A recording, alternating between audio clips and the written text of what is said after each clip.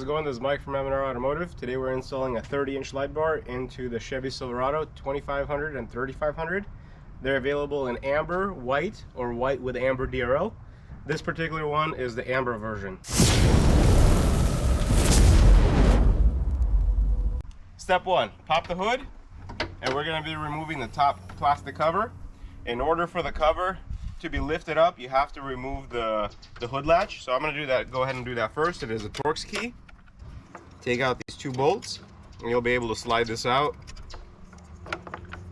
That's two. After you take the bolts out, you can go ahead and slide this forward, and it goes ahead and removes it. Next thing we're going to do, we're going to remove all the push pins that are holding the plastic cover. So we have 1, 2, 3, 4, 5, 6, 7, 8, 9. In order to remove them, slide the screwdriver, pop them up, get a prying tool, and you should be able to just go ahead and take them out. Same thing with the other ones. Pry the corner. There's little notches that you can insert the screwdriver. Pop it open, get the push pin up, take them out. Guess I'm going to go ahead and not use the pry tool after all. These seem to be taken out fairly easy with a screwdriver. And the last one in the corner, pop it up, pry it open.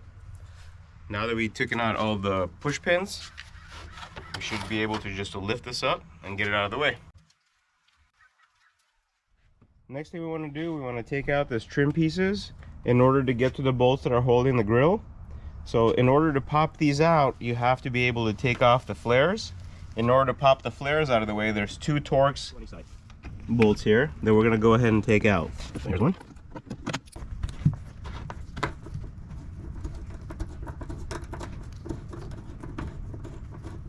After we remove those two screws, we just pry this open. Just going to pull on it and pop it out. It's just held on clips. Alright, there's one more screw that we're going to have to remove, which is here on the side. The ratchet that we use is 9/32. Okay, pull the bolt out, and then we can start prying this out. So we usually grab it by the corner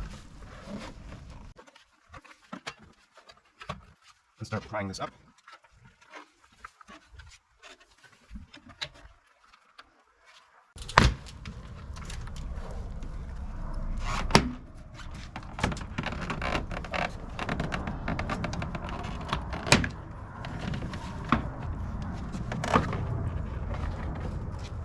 And you can remove the whole thing. Set this aside.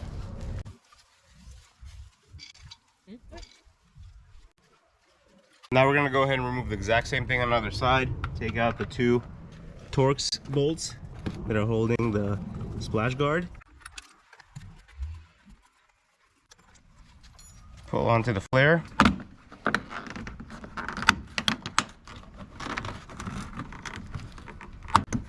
Remove this head.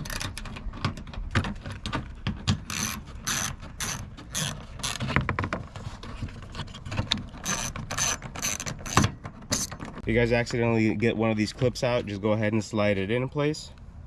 And we're going to do exactly the same thing we did on the other side. And just pry the corners. Separate and just pull.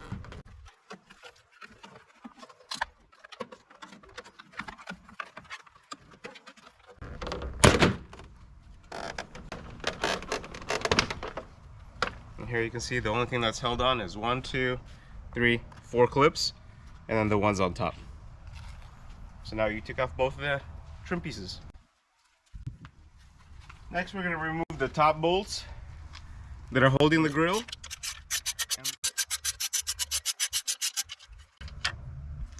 One, 2,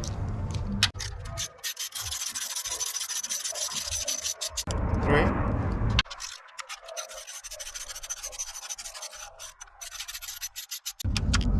before. The next step would be to remove the bottom bolt here on each side. Right now this is on the driver's side, and that's going to release the grille from the bottom.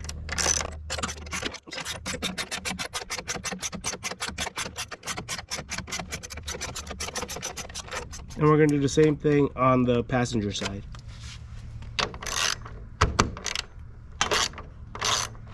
Okay, let's do it. So the last step to get this done is to pry the plastic trim pieces off of the frame, the subframe. I usually just pry with my hands, kind of lift it up. And then you're going to pull on the edges in order to separate the clips from these wings. There you go. Got this side free. Got this side free. And now you ready for this? Yeah, I'm ready. We're going to go ahead and separate. Now that we've removed the grille off of the vehicle, we're going to be installing the M&R mounts and installing a 30-inch light bar above the Chevrolet sign. This is the driver's side, this is the passenger. We're going to go ahead and remove these two outer bolts, and these are the bolts that are going to be anchoring the M&R brackets. So I'm going to go ahead and remove it.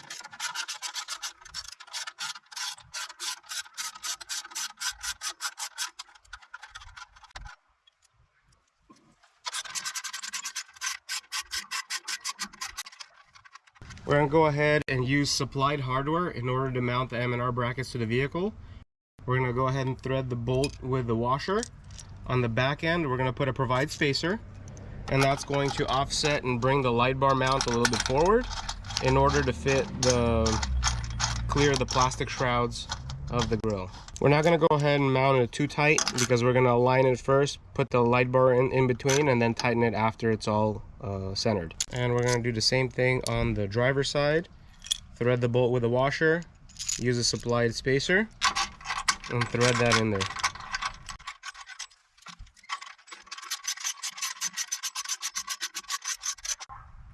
Alright, the next step would be to put align the light bar in the middle, so that way we can center the setup itself before we make all the final adjustments. Now we're going to go ahead and install the light bar in between the two mounts. We're going to mock it up and align it towards the middle. We're going to mock up the grill to make sure that it fits the opening of the grill, and then we're going to make the final tie downs.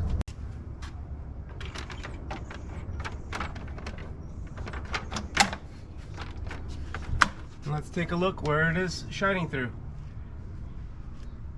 So it looks like our initial alignment is pretty good. We're going to go ahead and make the final tight down and start with the wiring. So I'm going to pop the grill back off.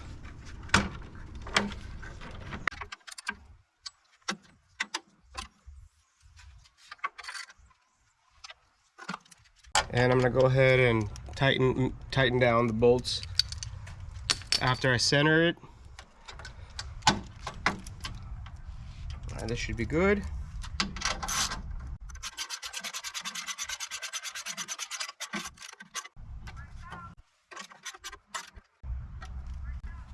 We can assemble everything back together and start with the wiring. Beautiful.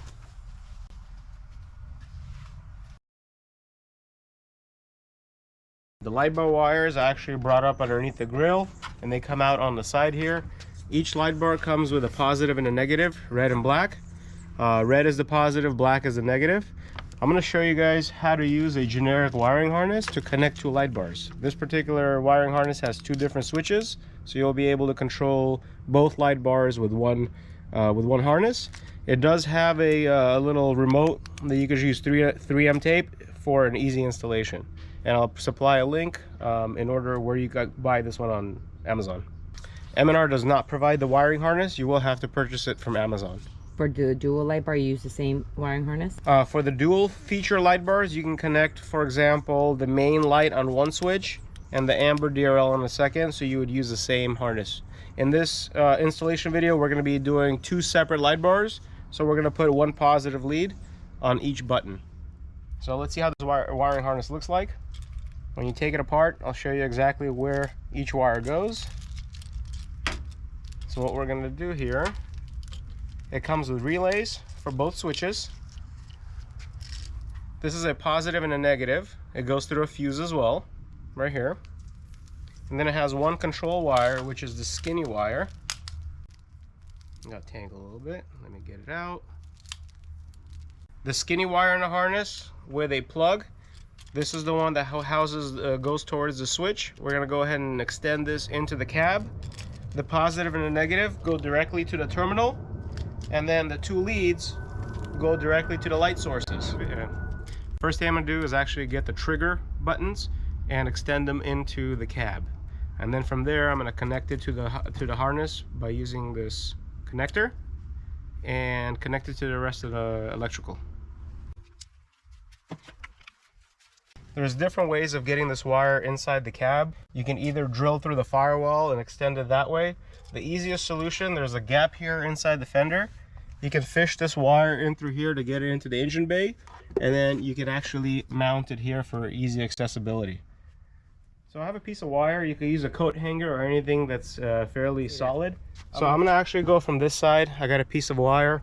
I'm gonna go ahead and feed this here into this opening, so that way it passes into the engine bay, and I'll be able to connect that wire onto here and feed it through. So you could use a coat hanger or a solid wire that doesn't bend very much. There it is. Can you grab it for me? All right, so that's what we're gonna use to pull the wire through. What I'm gonna do, I'm gonna attach this end of the buttons to the solid wire that we just passed through, and then we're gonna go ahead and pull it through. Okay, one thing I like to do, I like to go ahead and just tape. You can use electrical tape.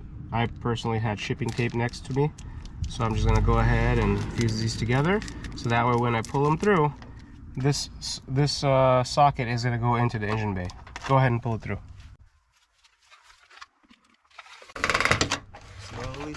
Slowly keep going. There we go. There it's coming.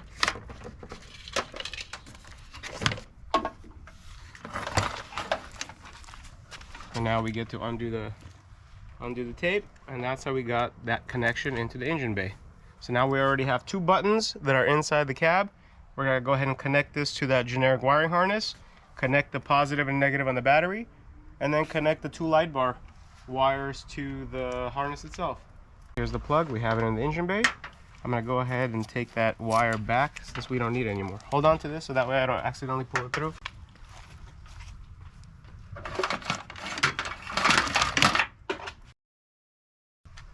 All right, so next step of our installation, we're gonna go ahead and connect the power wire as well as a ground. The wiring harness has a fuse and has two leads. The black one goes onto the battery of the negative terminal, and the positive goes onto the positive terminal. I'm gonna go grab some sockets and we'll get this to work. So we're gonna go ahead and remove the bolt on the battery to connect the negative terminal first.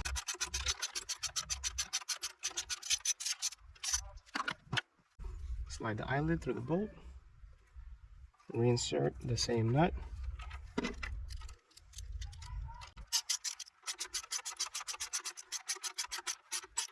Okay, and we're going to do the same thing on the positive terminal. I'm going to go ahead and remove this bolt, this nut. And we're going to go ahead and feed the eyelid through it and reinsert that same bolt. Okay, so now we have ground and power to our wiring harness. We can go ahead and close this up. The wire that we threaded into the engine bay gets plugged back into the wiring harness. Okay, and now the only thing that's left is to connect the light bars to these pigtails. So the next thing we're going to do is actually shorten these wires because the light bar wires are here. We don't want too much access wire in the engine bay. We're gonna cut the wires on the light bars, and we're gonna go ahead and cut the access wiring on the generic wiring harness. All we're gonna do is take the wires, we're gonna cut them off, we're gonna strip them,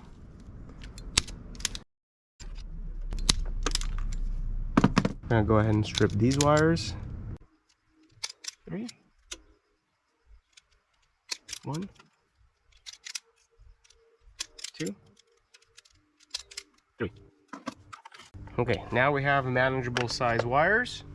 We're going to do the same thing onto the 2 light bar wires that we're doing. I'm going to go ahead and cut them here. Take the sheathing off.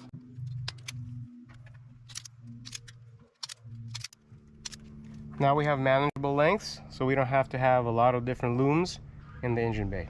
Yeah, this is the M&R light bar. There's 2 different models. One is with a single function, which is just a positive and a negative. And this one is a dual function light bar that actually has Amber DRL. So it has a positive, a negative, and another positive for the DRL feature.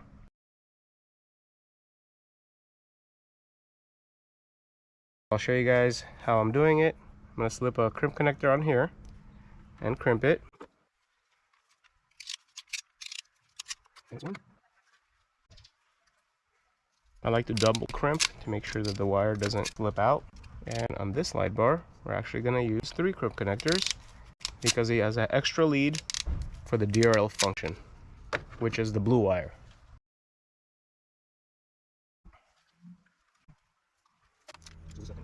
Alright, tug on them, make sure they're nice and solid. Good, good, good. Alright, so now that we're ready, to connect it to the 2 switches on the generic wiring harness. Alright, so for the first switch, we're going to go ahead and put black to black, and these are 2 grounds, and we're going to crimp it. We're going to go ahead and double crimp it as well because those leads are fairly thin, so we want to make sure we have a nice crimp on it. So now we're going to designate our white wire to be the power for the white light. So we're going to go white to red. When I crimp it, I'm going to hold it in to make sure that it gets a nice crimp.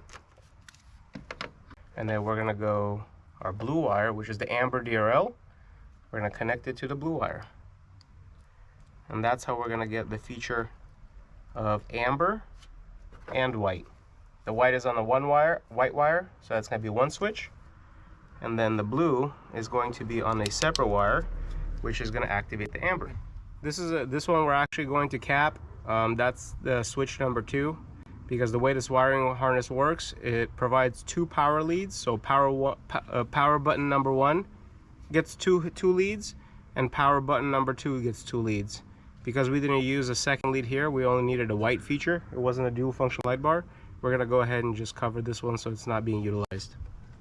Alright, now that we crimped all the connectors, we can go ahead and test our module. Press switch number 1. That turns on the amber features. And switch number 2 turns on the white light bar. Zip tie some of this wiring. See, the beauty of it is not too much wire in here, and it's a lot easier to work with, so you don't have to have looms and looms of extended wire.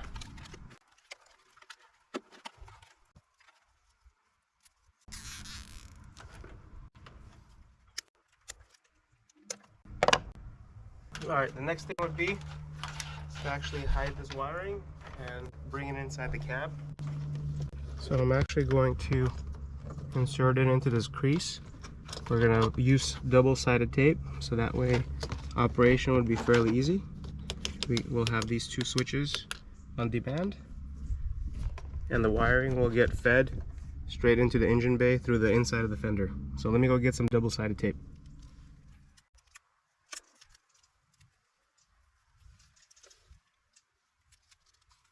Okay, I'm going to peel this off and mount it in a position we want it to be. So let's say it's going to be here. I mean, you can put the switch anywhere you want. We wanted it on top of the dash, so that way the driver has accessibility to the buttons. This wire is just going to get pulled through.